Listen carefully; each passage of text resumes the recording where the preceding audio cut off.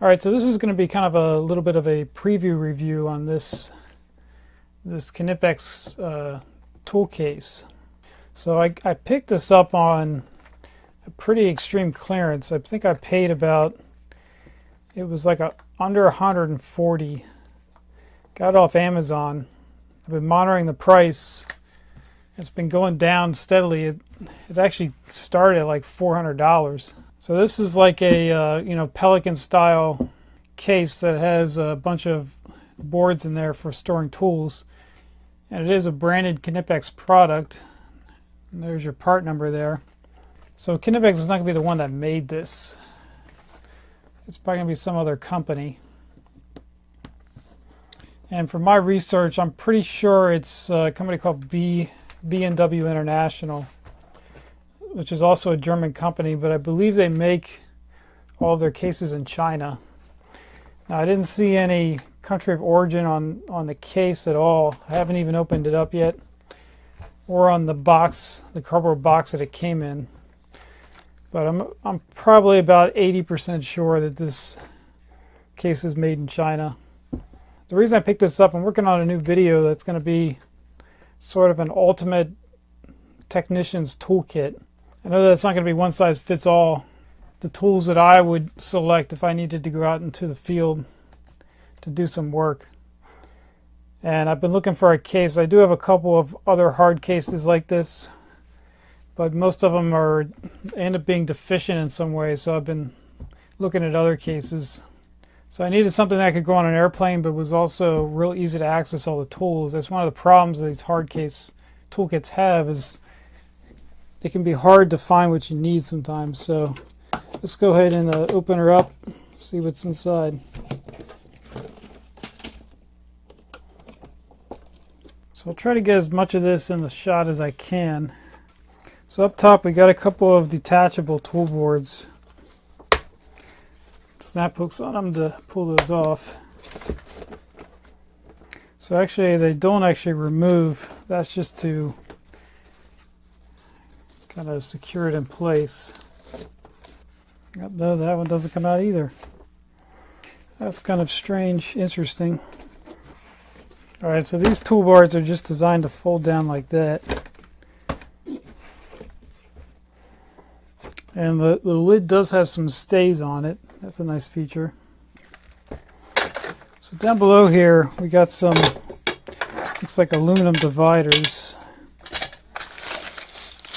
A bunch of silica gel. And we got some instructions in English and German. Tells you how to assemble the aluminum dividers, and then we have a Knipex branded shoulder strap. Alright, well there's not much else to show here really, without delving too much into the features, but just want to give you a quick preview of that, so look forward to seeing this in a future video.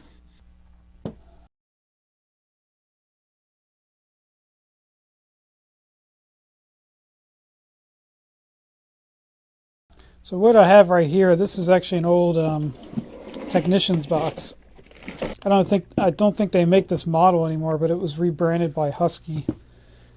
But it's actually a pretty nice case. It's not quite up to the standard of like a Pelican case, but it's definitely not like your standard blow molded El Cheapo case. So I haven't really opened this in probably a couple of years. What I used to use this for is some electrical work. I helped some people rewire a couple boat trailers, and occasional repair work of other electrical stuff. If you've ever lived in an old house, you know how badly the electrical was done over the years, because most of that work was done by non-electricians. So I ended up spending a lot of my time fixing them.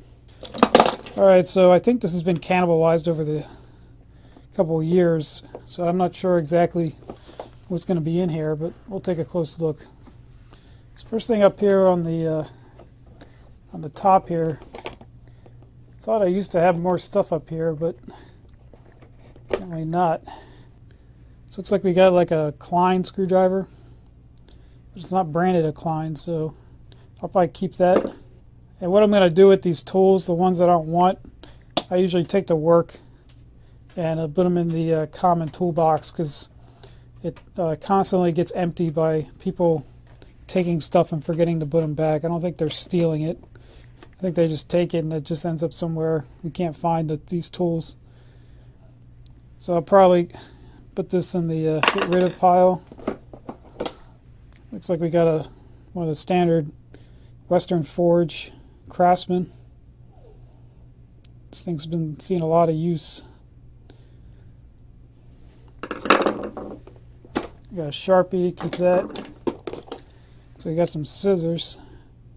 It says something USA, but seems like a good pair. Then we got one that says Clean Cut USA. Boy, those things are rusted. Alright, looks like a lot of junk in here. Got some old Husky Pliers. I think I'll donate those. Husky screwdrivers. And they're not horrible, but you can see how worn that is, and I don't even think I use this for too much. Non-voltage contact sensor from Fluke. Still works. Or got a utility knife. Doesn't even have a brand on it, just says China. So we got a bunch of solderless connectors. So we'll keep those. We got some wire strippers. These are, I think, Harbor Freight. How the heck did that happen? I think I'll keep these as a backup. These actually aren't too bad. We've used these quite a bit, but they don't last very long. They typically only, if you use these every day, they're only going to last probably a year. Side cutters. And you see all this rust on here. I mean, I haven't really been keeping this in an outdoor environment. This stuff's been in a climate controlled environment, so I don't know how all this rust got on some of these tools. And you can see some of them have more rust than others, so that's kind of the quality of the tool. Yeah, and these, don't ever buy these. These things are a piece of junk. The screws end up coming out if you put too much pressure like that. I've had a couple of these actually almost explode from the screws actually stripping out. So we'll take that, probably just throw that one away. A couple of nameless screwdrivers. Those look like they might be Pittsburgh, so they're probably Harbor Freight. Looks like we got a Phillips number 3 there.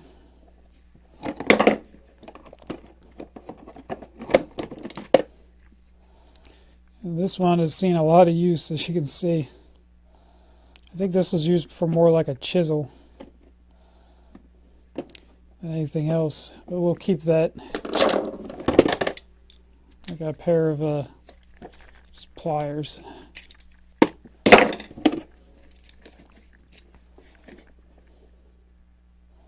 So these are some wire strippers. I think I actually got these from work because they bought the wrong type. If you look in here, there's actually kind of teeth on there, and they can't use that because it damages the insulation. So they bought like 10 of them, and they were not returnable. And then we got the world's worst Crimper combination stripper tool. And then in this box right here, just have a bunch of miscellaneous wire connectors, wire nuts.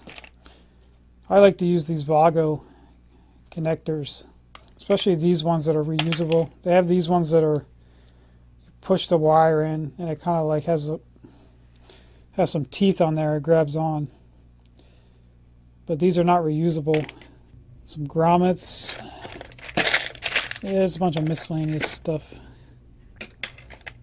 You keep all that stuff. It's like more miscellaneous terminals, clamps. We'll probably keep all that stuff in there. And then we got electrical tape. So this is a tool that you're supposed to use these to find the circuit breaker. They don't really work. They seem to work when they want to work. Husky precision screwdriver set.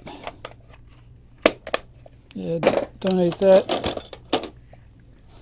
I forgot I had this thing because I bought that Knipex universal dismantling tool.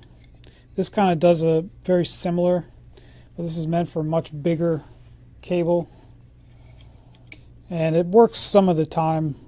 It seems like you have to have a really large cable, like we're talking like 1/2 inch diameter, for this to really work well, because otherwise you put the cable in here and there's not a lot of room in there for it to move around.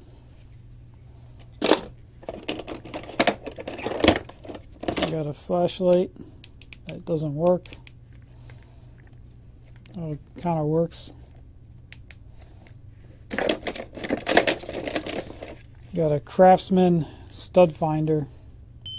So these things don't really, if you have houses that have plaster with like wood lathe, 90% of the stud finders don't work.